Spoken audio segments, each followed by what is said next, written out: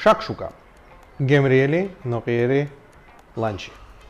ჩვენ დაგვჭირდება 4 კვერცხი, 4 ნივრისკბილი წვრილად დაჭრილი, 2 მოზრდილი პომიდორი წვრილად დაჭრილი, 1 ან 2 ბულგარული წითელი, ესეც კუბიკებად დაჭრილი, მესამედი ჩაის kovzi ძირა, ცოტა რეღანი, ზევიდან მოვაყრით ოხრახურს და მწვანე ხახვს.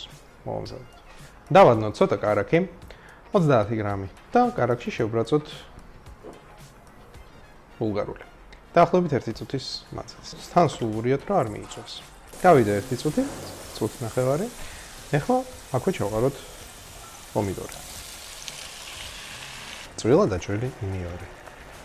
გადმოვყაროთ რეღანი. ძირა. ეხლა მოვაყაროთ გემოვნებით მარილი და პილპილი.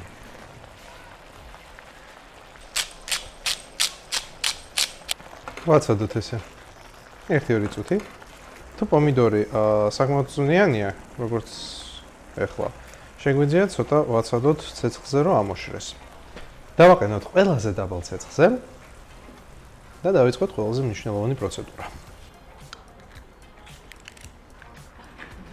ცოტა ხანი დავაფაროთ ხუფი. დაველოდოთ.